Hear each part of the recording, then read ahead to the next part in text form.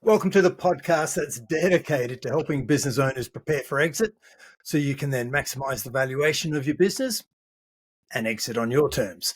This is the Exit Insights podcast presented by Succession Plus. I'm Darryl Bates-Brownsword, and as usual, I'm joined by my business partner, Kevin Harrington. Thanks for joining me here today, Kevin. And it's good, this fun, isn't it? Because we don't actually know exactly where this conversation is going to go today, do we? Because we haven't really talked that much about it so far.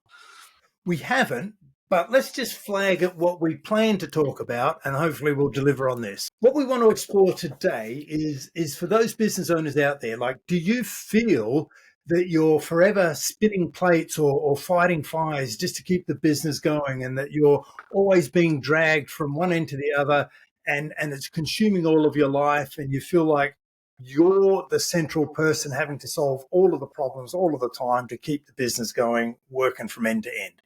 If that sounds like you, we're going to discuss some insights, some tactics of what you can do to put some structure into your business and solve the problem so that you're never fighting fires again. That's what you'll get from today's podcast. So without further ado, Kevin, what are we going to call that episode? I think we're safest to wait until the end and work out what we've talked about. But it's essentially, this is picking up on some of the things we've talked about recently on our podcasts, where we've talked about the functions within a business, and we've talked about the capacity of a business, and we've talked about the people. And I feel this is kind of slightly reversing it round, saying, yeah, those are really, really important things, but actually, what are we trying to do, and how do we set it up so it works properly? And I think there's a danger sometimes when people look at functionality, they go, oh yeah, well, it's simple, isn't it? I've done that. I've worked out what functions there are in my business. And then there still ends up being pain in the organisation afterwards. And really, I think that's what I'd like us to explore a bit more around today. Yeah, cool. And well, how does that happen? You know, we're growing our business, and we've got more than 10 or so people in the business, and we start to think, well, we probably need an organizational chart at this stage. What do I know about organizational charts? Well, I used to work for a corporate, and we had an organizational chart, and we had a HR manager and a marketing manager and a this and a that. Why don't I just copy that and use something like that as a template for growing my business? And the way it often works is that the business owner says, well, who have I got in my business? I've got Kevin, I've got Darryl, I've got Annie, I don't know, I've got John, I got Tracy, whoever it is I've got in my business. And I go, okay, so what job do they do? And I have a look at the job that they do, and I go, right, well, let me create a job description around what Kevin does. And then I have a look at what Darryl does, and I create a job description around what I've got Darryl doing. Now, that's a very common practice that we see. And, you know, what we end up with is a business where we've created job descriptions for everyone in the business based on what we've already got them doing. And that's probably a pretty good thing. But there's a major flaw in that system when we do it that way. And that is that we end up with gaps because we haven't designed it from the beginning. We've typically just reacted and just assigned or created the job description and the chart, if you like, around, well, the chart is often based on the job descriptions that we've written for people. And that's just a reaction to the work they do and what we've asked them to do and what they get involved in on day to day.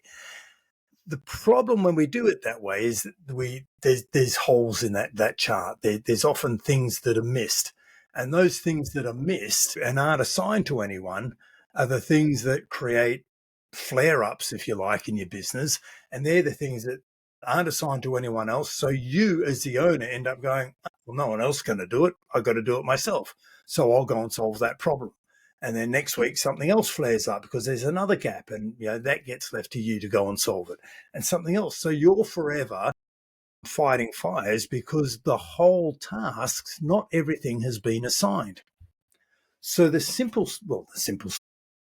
solution is let's flip things on their side and let's design the business from scratch. Let's have a look at all of the things that need to be done. Let's identify all of the component parts that we need to get that business humming along or running in harmony. And once we've identified everything, then we identify where the gaps are, because we go, well, Kevin's got these responsibilities, and actually it doesn't meet all of the gaps. And we've got Darryl doing these, and we once we start assigning everyone on this template where we've identified everything that needs to be done, we can see where we haven't assigned stuff on job descriptions. So the gaps are now staring out at us. They become very obvious because we've now templated it and we've got a plan. So there's a start. And why do we need to do it this way? Because this is the way that works for a growing business. When we identify and map out everything that needs to be done first, everything that needs to be done doesn't change as your business grows. What changes is the amount of time and effort that you spend on each of these functions. So we call that a functionality approach. You've probably heard us mention functionality.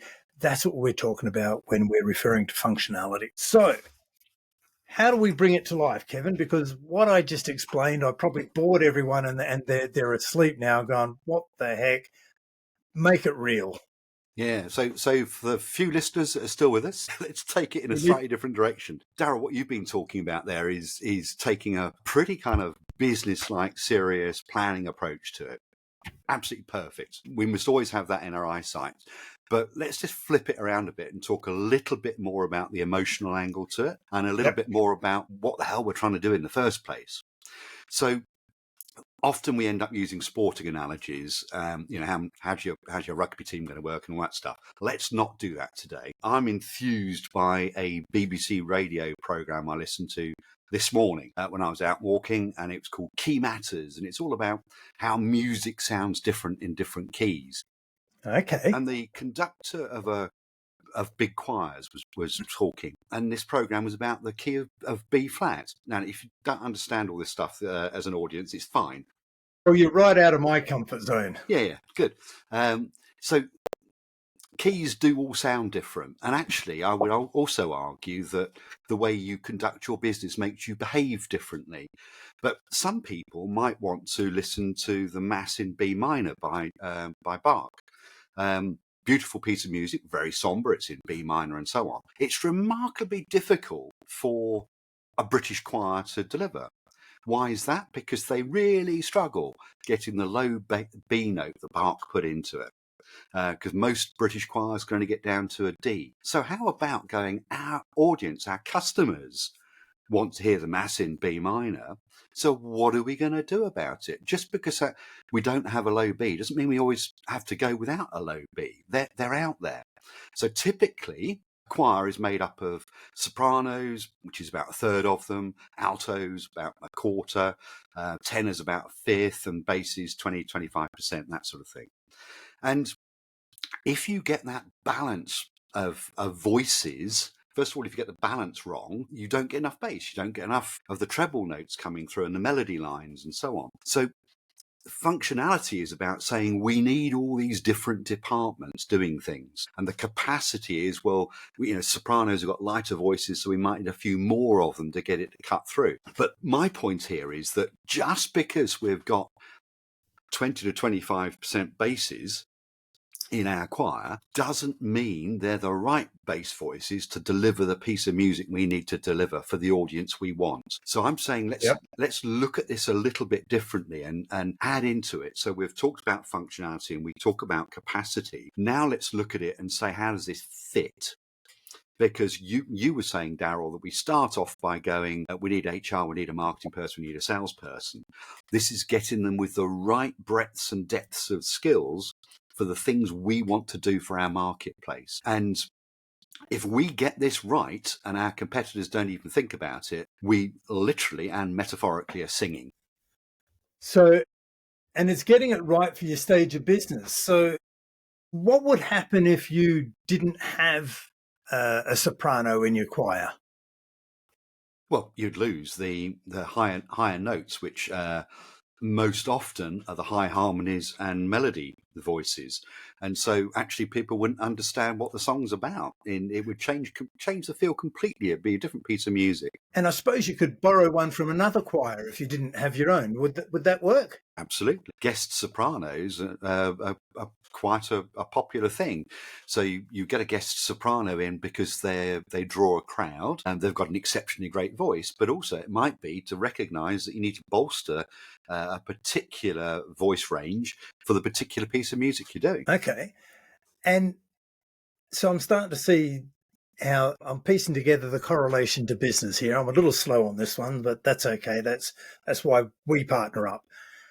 So what if you were to start a choir from scratch? Are there key elements that you go, hey, look, I need these 3 or 4 or 5 people before I consider I've got a choir? I'm guessing there's basic component parts that you need to get started. And then as you grow, you supplement and add to the various areas and have teams, I guess, of different. This is good stuff, Darryl, because where do you start from? Well, the obvious way to start is have one soprano, one alto, one tenor, and one bass voice. Well, you say it's obvious, but seriously, I've got no idea. Well, because those are the standard 4, and then you might end up sounding. You could do some barbershop stuff quite easily. You could do quite a few things, but the question then is, why are you doing it? This is like the startup of a business. Why are you doing it? Are you doing it for fun? Well, it doesn't really matter, does it? I've done live sound for 32 voice choirs with a band playing as well, and it was absolutely for fun. So the fact that it was only 8% were bass voices, well, we just had to work around that. But if we're going into the big market where we want to satisfy a demand for things that are very popular or challenging, we've got to get that balance of our choir right. And to some extent, if you want a choir to sound loud, you have more people. As long as you keep the ratios right, it works. So I've been to Guildford Cathedral when they've had combined choirs of 200 people. Awesome sound, but they had the balance dead right. I mean, it was just luscious to listen to, and they delivered each piece beautifully well. So you've got to have the right balance. So it's, and forgive me, my basic business. So that means we need the right number of marketing people to complement the right. So we're going back to capacity now. We need the right number of marketing people in the team. We need the right number of salespeople to match the right number of salespeople and get that balance and ratio right. And then that's got to match and get the ratio right with the production team and the delivery team. And there's a correlation there between the various elements of the choir. And a really important point that I think you made, where you said, get clear on why the heck you're doing it. What's the outcome you're trying to achieve? You're in it for a laugh and having a good time. Then if you're missing a couple of gaps, it kind of doesn't matter so much. But if you're doing it for a commercial return and to solve a problem or to meet a specific need, then you take it a little more seriously and you're a bit more focused on making sure that all those holes are plugged and you know what's missing and you compensate for it. And the thought that came to mind earlier is when you were discussing something, I've gone, hang on a sec, if you don't have enough bass, and here's a serious question, can you artificially boost that? And that would be a bit similar to using AI in your business. Yes, well, absolutely you can. Again, it's what is the output that your market wants. And some people will always go, I want the authentic choir, I want the live experience, and so on. But today there are so many ways of creating music or augmenting music that's being delivered. And yes, you can borrow in things to augment and make that sound fuller or slightly different, make it the way your market wants it. But the point is, it's about understanding what you need. Yeah. Our earlier part of this conversation was saying functionality normally starts by people saying we need to behave like a big business. And actually, we should really start off by saying, what do our customers want? What's our target market? What do they want? So how authentic does it need to be, or how big, or what color, et cetera, it needs to be? And then we go, so we've got our bus full of people, 55 people on the coach. Well, actually, is the ratio of those right? Are the quality of those voices right to deliver what we need to our customer? And I think there's a real danger that people sometimes don't realize that their capability versus the demand is slightly different. And so then two things can happen. One is you miss That's the market, interesting. or the second thing that happens is that you provide something that where you're always fighting, and it's that aggro feel you get that you mentioned earlier, Darryl, about it always feeling like friction, having to jump in and fix things all the time. What you want is you want your 55 people to get off the coach, deliver what the customers want in such a beautiful way that people come back for more. They go away talking about what they experience from your company. And so therefore what we should do is we should look to the market rather than just look at, with what I've got, this is all I can do. As you were talking then, I had this strange image come to mind. And I had this thought of when you've got everything right and it's lined up in a choir, it just sounds so harmonious and beautiful and natural. And it attracts crowds to come and watch. The vision that came to mind is you see buskers down the street. If you see these flash mobs and what have you, but if you've got a choir, a beautiful choir that's down the street and singing and they've got everything covered and they're quite skilled, it'll draw a crowd and the crowd will be attracted and you'll get quite a big crowd all coming to see what's going on and wanting to check out what their sound is and why it sounds so good, and it'll attract people. As opposed to some buskers that I've seen that aren't real good. Yeah, you just get plenty of people walk by. Yeah, you imagine me down there having a crack. Yeah, doing some my musical talent. You'd get people throwing money at me just to shut me up, and so you get the two differences. So it's the same in a business. If you get everything working in harmony, you get your sales and marketing right, or your marketing and sales right, and your client onboarding experience right, and people get a good experience about that, and then you actually deliver what you promised you would deliver and have great customer service and backup and feedback, you'll have people talking about you, about your business, and they'll be telling their friends. And your business will continue to grow, and assuming you've got it systematic, you'll attract people, and you won't only attract the right customers to your business, you'll attract the right suppliers because they'll want to work with you, and staff. You'll attract people who will want to come and work with you. So you'll complement your basses, your tenors, your sopranos, etc., with similar talent, and you'll grow by attracting the right talent because you've got that right environment. How does that work as our little scenario? Do you think does that pull together for our metaphor? It does. You were starting to allude to another major point, which is, I guess, pretty obvious, but let's make it anyway, is that if you've got that choir, or a band if you're more into contemporary music, and you've got all the right people with the right breadth of skills to deliver the material that the audience wants, when they're playing it well, they lift each other. Yeah. Great musicians, the ones that play less sound like they're playing more. They listen to each other and they enjoy it. And when that happens, their performance levels rise. That happens within businesses as well. You can tell when people are enjoying doing what they're doing, can't you? Because they do a better job. Exactly. Yeah, that's a really good point. And it does. When you're performing at a high level, it inspires those around you to also achieve great things and lift their game. Yeah, if it's an encouraging, supporting environment. I get that. That works. So so what do we do with that? We've got our business and what do we, so bring it back to what we're trying to do here. This is the Exit Insights podcast. It's not the Choir Insights podcast because that would be a very short series. What are we trying to do? We're going, one of the things that makes a business more attractive is a business that functions smoothly with all of the right operations side of the functionality being smooth and seamless and in balance. You haven't got any excess people or excess resources in any of the particular functional areas. You've got it performing, everyone knows exactly what's required of them. They know the scope of their responsibility and what they should be doing and they shouldn't be doing. They know when they should be doing everything they should be doing in their roles, and they know how to do it. So they've got the knowledge, they've got the capability, and they've got the capacity.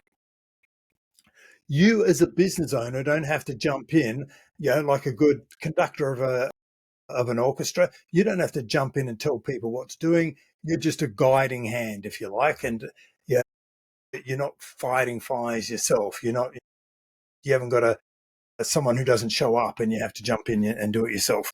So everything is ticking along, and you're just like the person just keeping an overview on it, and you're not fighting fires because absolutely everything is covered.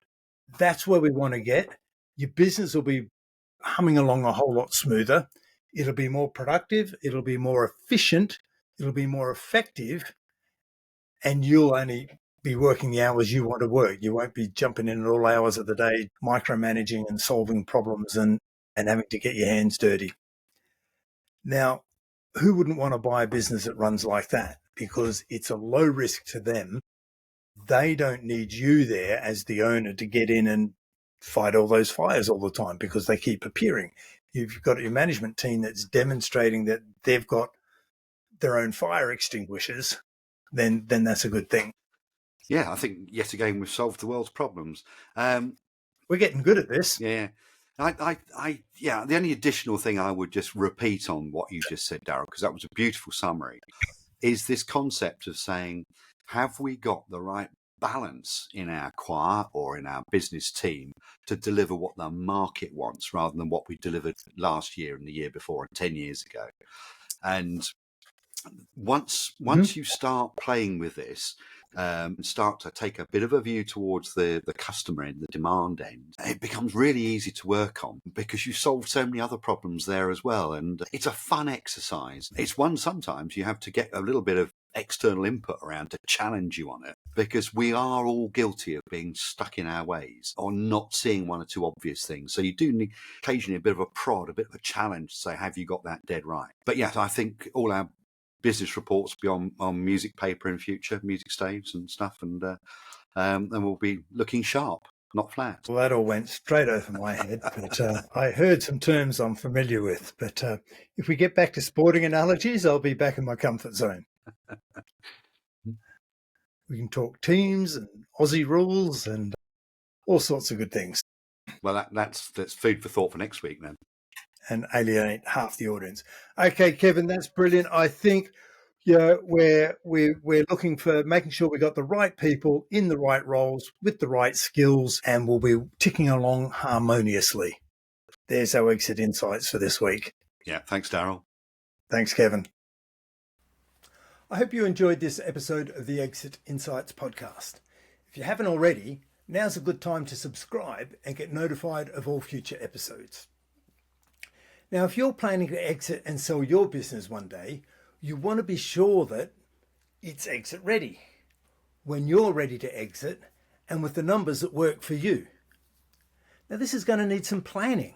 Now, the Business Sellability Scorecard is a good place to start.